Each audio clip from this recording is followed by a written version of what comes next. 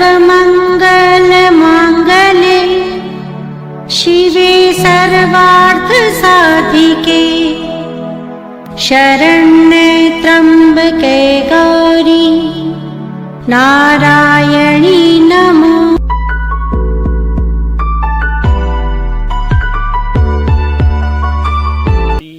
त्वमेव माता च पिता त्वमेव, त्वमेव बन्धुश्च सखा त्वमेव, त्वमेव विद्या द्रविणं त्वमेव, त्वमेव सर्वं मम देवदेव। कृष्णाय वासुदेवाय देवकी नंदनाय च नंदगोपकुमाराय गोविंदाय नमो नमः। मेरे साथ कथा में आप चल पड़े हैं। जैसे पिक्चर देखते समय, चलचित्र देखते समय आप उसके भाव के अनुसार कभी रोते हैं, कभी हंसते हैं, कभी गुस्सा भी होते हैं उसमें कुछ गलत देखकर। ये कथा चलचित्र से भी बहुत बहुत ऊपर है। इस कथा में अब आपको उतरना है। 9 दिन ये माँ की कथा है, श्रीमद् देवी भागवत महापुराण। ये 18,000 श्लोक, 318 अध्याय और 12 स्कंद से सुशोभित है। महर्षि वेदव्यास द्वारा रचित है और एकमात्र ऐसा ये पुराण है जिसका लेखन भी महर्षि वेदव्यास ने किया है और वाचन भी महर्षि वेदव्यास ने किया है। अन्यथा अन्य पुराणों का सिर्फ उन्होंने लेखन किया है, वाचन नहीं किया है, वाचन नहीं किया है।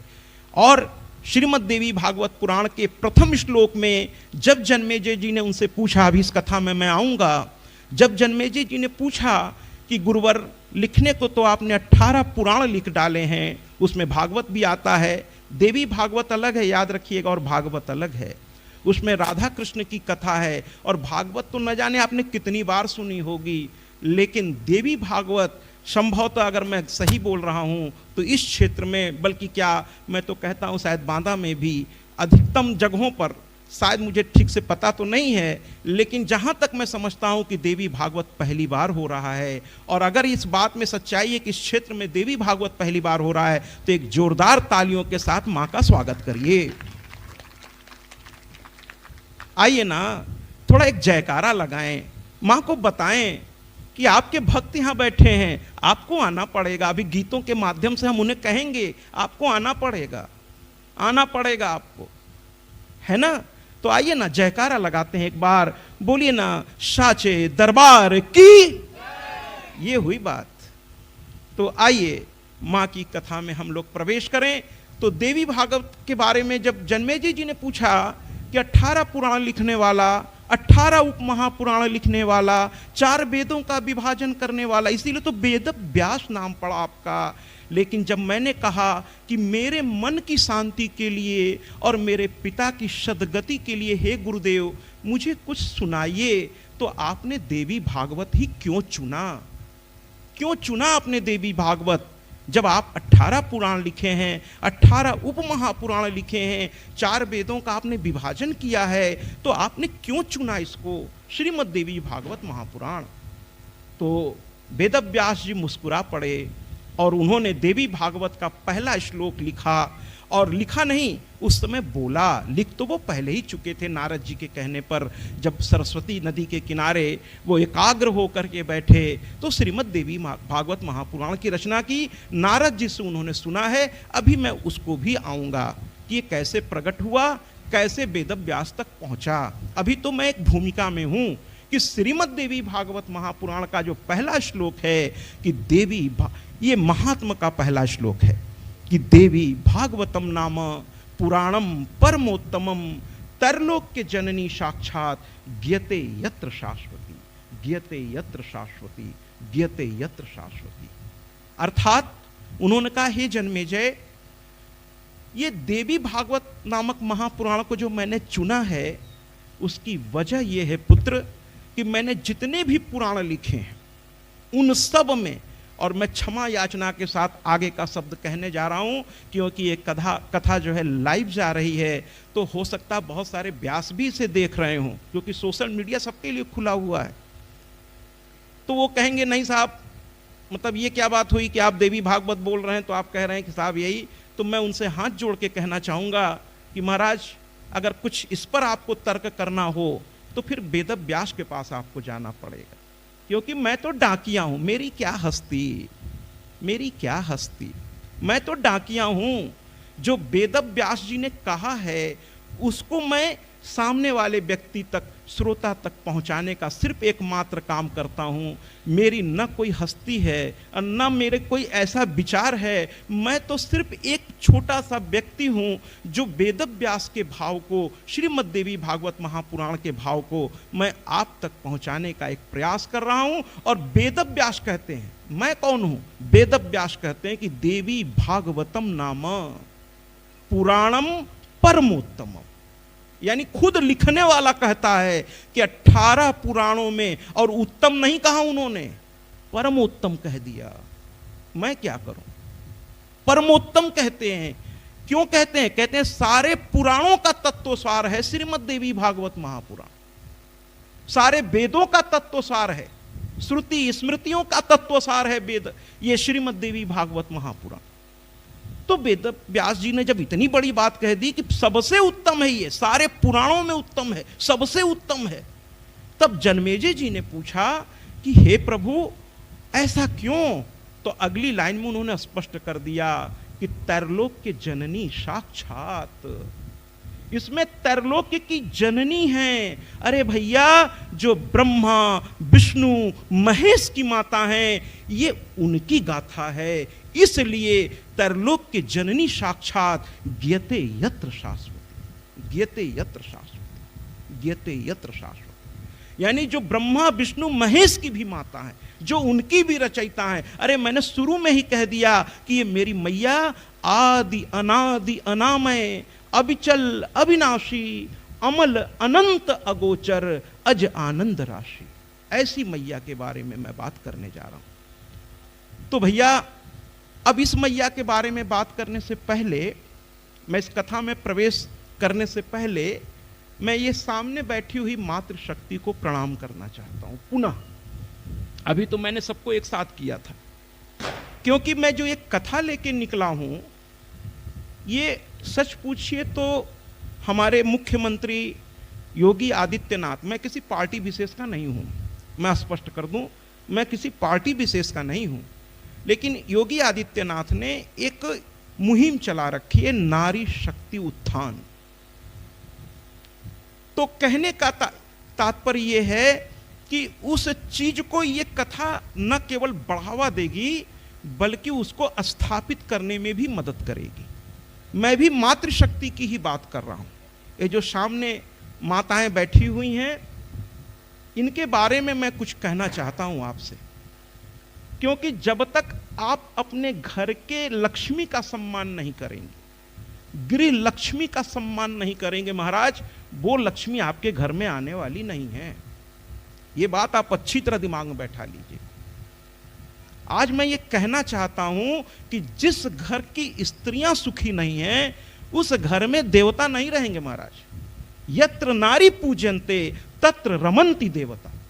मैं कोई भी बात यहां से यूं ही नहीं कह दूंगा, शास्त्रोक्त प्रमाण के साथ कहूंगा। यत्र नारी पूजन्ते, जहां स्त्री की पूजा होती है, जहां स्त्री का सम्मान होता है, वहीं पर देवता निवास करते हैं महाराज, वहीं पर देवता निवास करते हैं।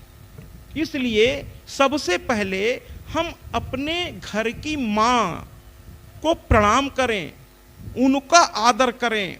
आज की युवाओं से मैं कहना चाहता हूं कि आप लोग, आपके गार्जियंस यानी आपके अभिभावक अगर आपसे कुछ कहते हैं तो आप उनकी ओर आंखें उठा के देखते हैं महाराज।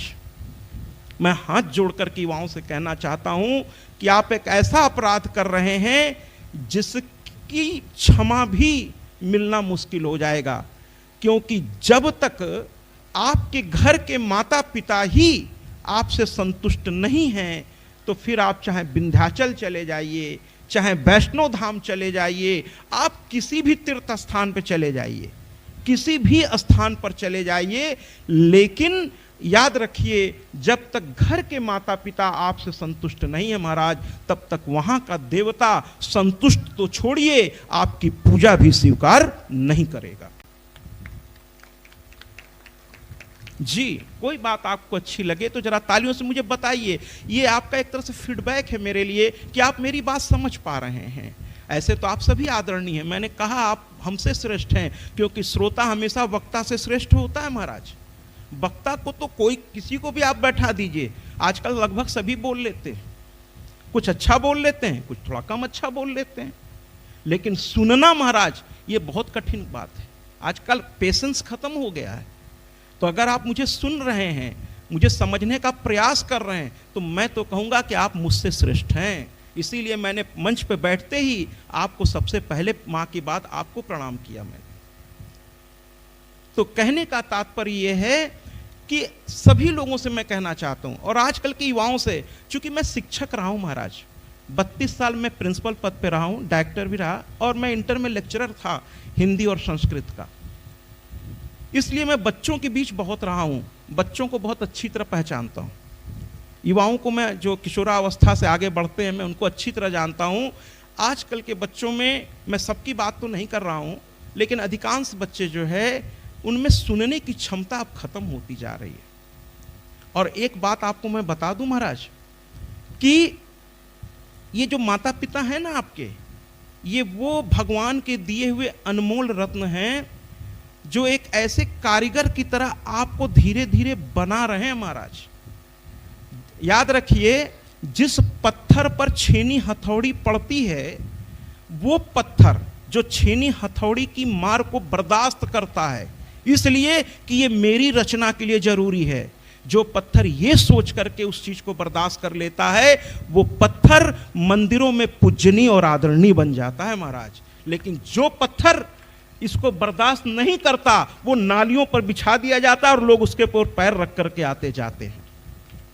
इसलिए ये माता पिता की जो आवाज रूपी छीनी हथौड़ी है ना, इसको थोड़ा बर्दाश्त करिए महाराज। एक बार अगर आप इसको समझ लेंगे तो ये आपको ऐसा रचना देगा कि आप गौरवान्वित हो जाएंगे, आपको लोग समाज में स्थापित समझने लगेंगे, आपका आदर करेंगे। लेकिन अगर आप इनका ही अनादर करेंगे महाराज, तो विश्वास कीजिए आप आदर के लिए तरस जाएंगे, आप आदर के लिए तरस जाएंगे। इसलिए अपने माता पिता का सम्मान कीजिए और अपने घर के वरिष्ठ लोगों का सम्मान कीजिए, क्योंकि जो आपके घर के वरिष्ठ हैं उनका स्थान सबसे पहले घर में होना चाहिए, ड्राइंग रूम से लेकर किचन तक। सबसे पहले अगर थाली निकले तो आपके घर के जो बड़े बूढ़े हैं उनके लिए थाली निकली, और उनके पास बैठिए। उनके जीवन में अनुभव का खजाना है, एक बार उनके चरणों के पास बैठ के तो देखिए, न जाने कौन सा खजाना कब उनके मुंह से निकल पड़े और आपके जीवन की धारा बदल दे। इसलिए उनकी सेवा करिए महाराज। और मैं वापस आता हूं कि स्त्री सम्मान, मातृ सम्मान, अरे माँ तो वो है भैया जिसके बारे में जितना भी कहा जाए कम है। आप देखिए ना, भगवान ने जब जब अवतार लिया है, भगवान ने जब जब अवतार लिया है तो उन्होंने पिता को दर्शन नहीं दिया है, माँ को दर्शन दिया है। चाहे आप कृष्णा अवतार देख लें, उसमें वासुदेव हैं जरूर, लेकिन दर्शन पहले देवकी को प्राप्त हो रहा है महाराज, देवकी को प्राप्त हो रहा है। और कौशल्या के सामने तो भगवान प्रकट हो गए, और जानते हैं भगवान क्यों प्रकट हुए? वो माँ के सामने हाथ जोड़ के कह दिए कि 9 महीने तूने अपने रक्त को पिलाकर अपने गर्भ में मुझे धारण करके जो तकलीफ सहा है माँ, उस ऋण को मैं कभी उतार नहीं पाऊंगा। हाथ जोड़ के भगवान भी माँ के सामने खड़े हो गए। हम और आप क्या चीज़ हैं महाराज? अगर अच्छा लगे तो जरूर तालियां बजाए कीजिए। ये कथा है, ये माँ का पंडाल है, झूमिए, नाचिए, गाइए, ये बड़े सौभाग्य से मिलता है। आनंद उठाइए, किसी दबाव में मत रहिए, खूब आनंद उठाइए, हर पल का आनंद उठाइए, बड़े सौभाग्य से मिला है। और इसके लिए गोलू को और उनके श्रीवास्तव परिवार को बार बार धन्यवाद दीजिए कि उन्होंने ये आयोजन किया है महाराज। कोई आयोजन करना आसान बात नहीं होती, आसान बात नहीं होती। बहुत भाग दौड़, इस बच्चे को मैं कल से आया हूँ, कल से मैं देख रहा हूँ, लगातार भाग दौड़। आज मैंने कहा चलो अब चलना है, तो उसी कपड़े में चलने लगा। हमने कहा कपड़ा तो बदल लो, फिर कपड़ा बदलते हुए जल्दी जल्दी बटन बंद करते हुए हमने कहा ठीक से आराम से तैयार होके आओ। तो इस बच्चे के भाव को मैं प्रणाम करता हूँ। इसको तो मैं गोलू ही कहता हूँ, अब इसके और भी नाम होंगे, लेकिन उसके भाव को प्रणाम करता हूँ। और मैंने आज उससे एक बात कही, मैंने कही कि जो चीज किसी किसी को सौभाग्य से एक उम्र के बाद नसीब होती है, तुझे इसी उम्र में नसीब हो गई, तू बड़ा भाग्यशाली है महाराज। जरूर कोई तेरा पुण्य काल है जो इस समय का है या पहले का है, लेकिन कुछ तो प्रारब्ध है जो आज ये कथा हो रही है तेरे माध्यम से और तुम्हारे परिवार। और मैं इस परिवार को भी प्रणाम करता हूं, इनके चाचा जी को, इनके पिताजी को, कि बच्चे ने कोई बात रखी तो उस बात को आगे बढ़ करके इन लोगों ने संभाला, क्योंकि बिना अभिभावक के साथ दिए इतना बड़ा कार्यक्रम संभव ही नहीं था। इसलिए इनके माता पिता, इनके चाचा चाची और परिवार के हर उस व्यक्ति को प्रणाम करता हूं, बल्कि उनके इष्ट मित्रों को भी प्रणाम करता हूं जो आगे बढ़कर इस कथा को आगे बढ़ाने में पूरा सहयोग कर रहे हैं।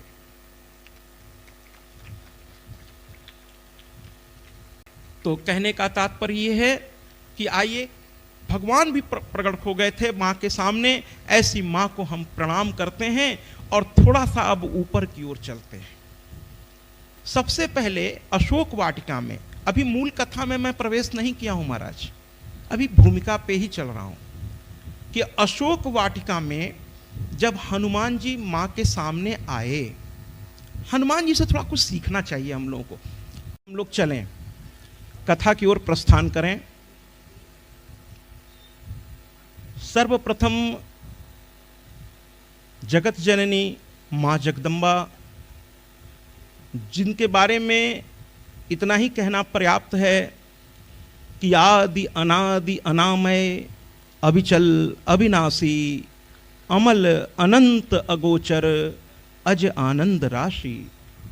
ऐसी मैया की कथा मैं लेकर के अब आपके सामने उपस्थित हुआ हूँ, श्रीमद् देवी भागवत महापुराण।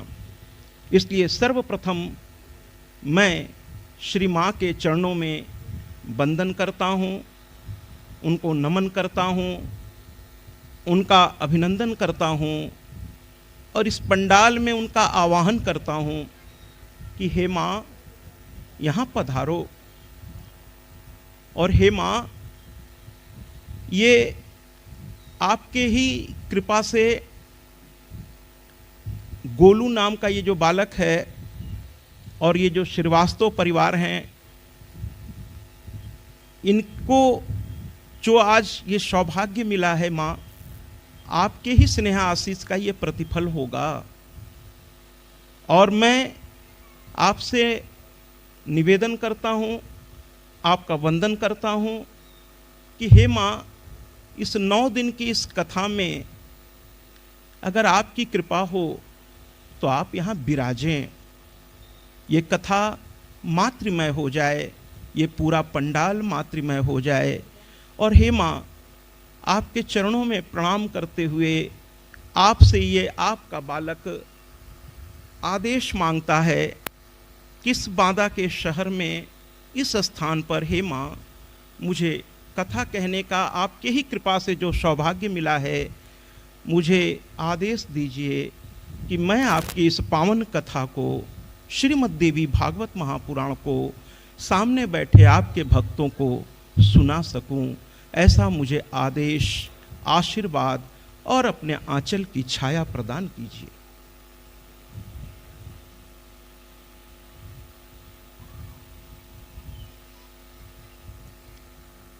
इसके साथ साथ कल जब मैं भोजन कर रहा था, मैं उनका नाम तो नहीं जानता,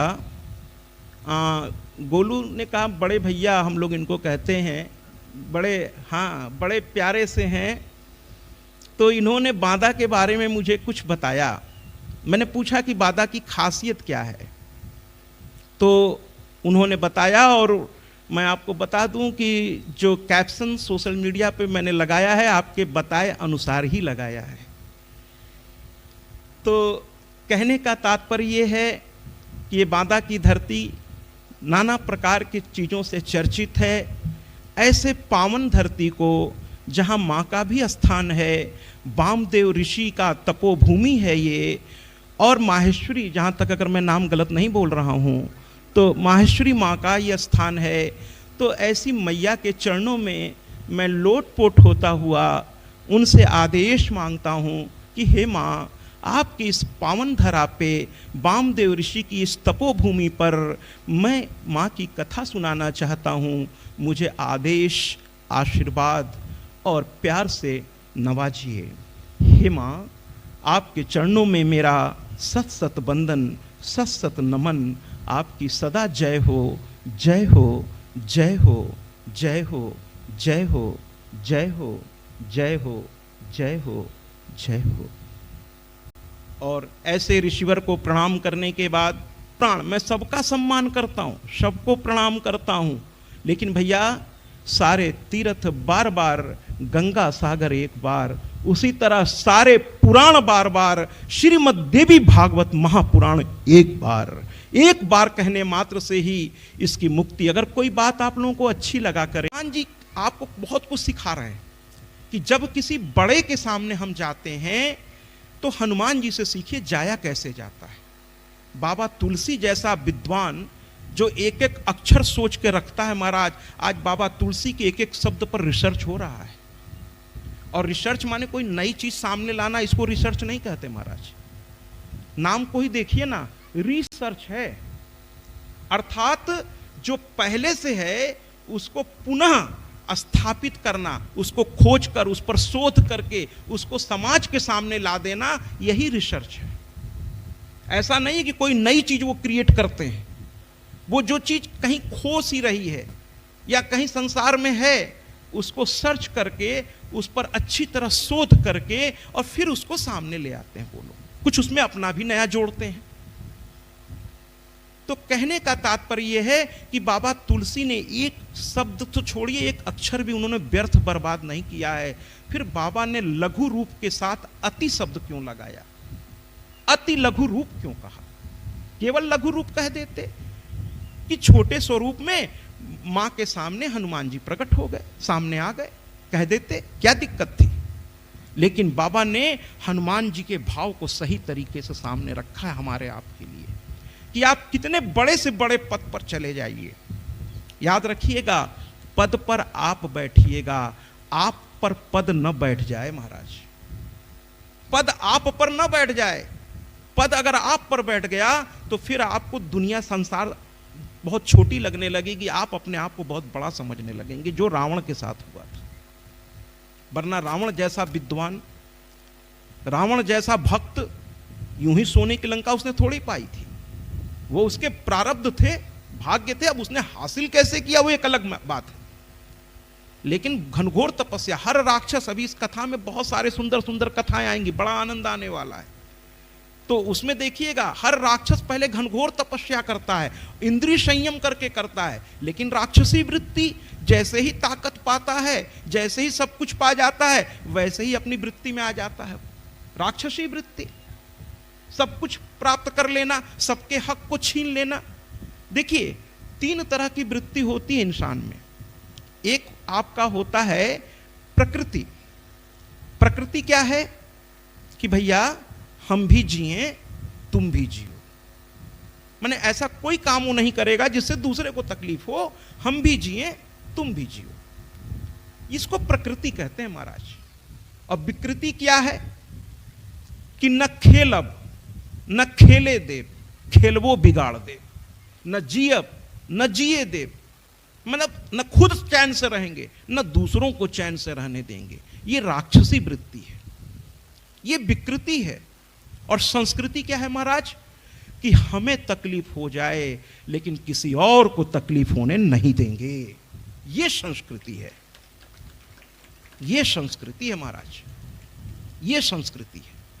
जैसे कुछ बच्चे रात दिन एक करके इस कथा का आयोजन किए, उसमें गोलू का नाम मैं बार बार ले रहा हूं। अरे क्यों ना लूं?